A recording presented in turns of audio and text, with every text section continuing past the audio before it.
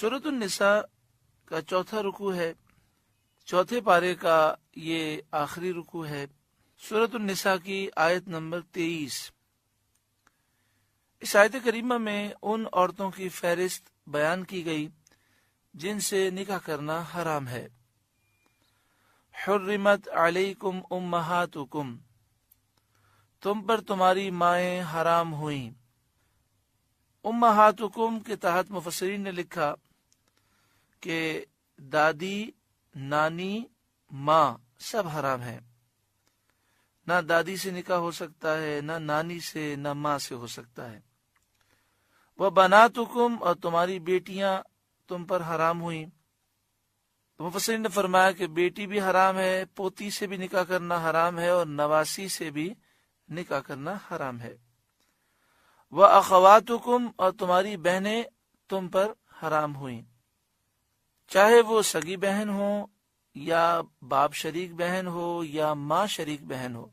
سگی بہن سے مراد یہ ہے دونوں کے والدین ایک ہوں، باپ شریک سے مراد یہ ہے کہ دونوں کے والد ایک ہوں، اور ماں شریک سے مراد یہ کہ دونوں کی ماں ایک ہو۔ وَعَمَّاتُكُمْ، اور تمہاری پھوپھیاں، اس میں بھی اسی طرح کا حکم ہے۔ پھوپھی کہتے ہیں باپ کی بہن کو، تو ہمارے والد کی جو سگی بہن ہے وہ بھی ہم پہ حرام ہے، ہمارے والد کی جو باپ شریک بہن ہے وہ بھی حرام ہے، اور جو ماں شریک بہن ہے وہ بھی حرام ہے۔ وَخَالَاتُكُمْ، اور تمہاری خالائیں، یہاں بھی اسی طرح ہے، ماں کی بہن کو خالہ کہتے ہیں، تو ہماری والدہ کی جو سگی بہن ہے وہ بھی حرام ہے، جو باپ شریک بہن ہے وہ بھی حرام ہے، جو ماں شریک بہن ہے وہ بھی ہم پہ حرام ہے۔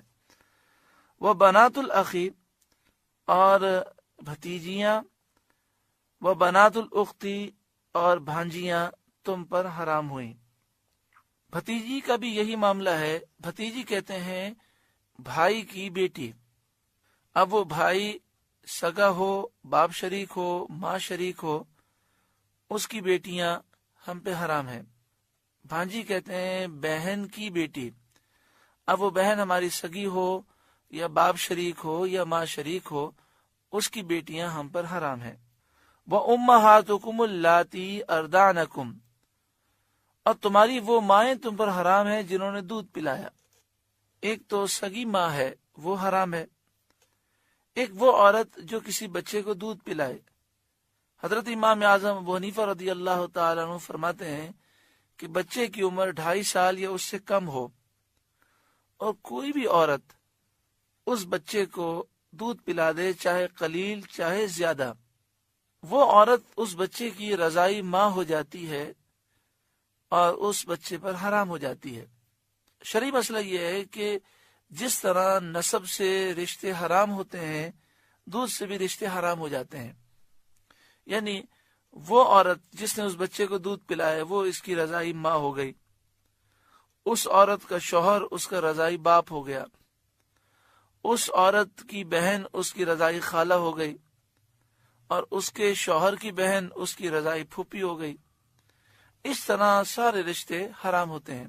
وَأَخَوَاتُكُمْ مِنَ الرَّضَاعَةِ، اور دودھ کی بہنیں تم پر حرام کی گئیں، یعنی جس عورت نے دودھ پلایا اس کی جتنی بھی بچیاں ہیں وہ اس بچے پر حرام ہو جائیں گی کہ وہ اس کی رضائی بہنیں ہو جائیں گی۔ وَأُمَّهَاتُ نِسَائِكُمْ، اور تمہاری بیویوں کی مائیں، یعنی تم پر ساس بھی حرام کی گئی۔ وَرَبَائِبُكُمُ اللَّاتِي فِي حُجُورِكُمْ مِن نِسَائِكُمُ اللَّاتِي دَخَلْتُمْ بِهِنَّ، اور ان کی بیٹیاں جو تمہاری گود میں ہیں، تمہاری پرورش میں ہیں، ان بیویوں سے جن سے تم صحبت کر چکے۔ اس سے مراد یہ ہے کہ کسی عورت سے کسی نے شادی کی اور شادی کے بعد قربت پائی گئی، تو اس عورت کی وہ بیٹیاں جو دوسرے شوہر سے ہوں وہ اس مرد پر حرام ہو جائیں گی۔ یہاں پہ یہ جو فرمایا گیا جو تمہاری پرورش میں ہو، یہ قید کوئی ضروری نہیں ہے، یہ قید اتفاقی ہے، عادی ہے۔ یعنی مراد یہ ہے کہ اس مرد کی پرورش میں ہو یا نہ ہو، دونوں صورتوں میں یہ بچیاں اس مرد پر حرام ہو جائیں گی۔ فَإِن لَّمْ تَكُونُوا دَخَلْتُم بِهِنَّ فَلَا جُنَاحَ عَلَيْكُمْ، پھر اگر تم نے ان سے صحبت نہ کی ہو تو ان کی بیٹیوں میں حرج نہیں۔ وَحَلَائِلُ أَبْنَائِكُمُ الَّذِينَ مِنْ أَصْلَابِكُمْ، اب تمہارے نسلی بیٹوں کی بیویاں تم پر حرام کی گئیں، یعنی جو تمہاری بہو ہے وہ تم پر حرام ہوئی۔ جس طرح سگے بیٹے کی بیوی بہو حرام ہے، اسی طرح رضائی بیٹے کی بیوی وہ بھی بہو کے حکم میں ہے، وہ بھی حرام ہے۔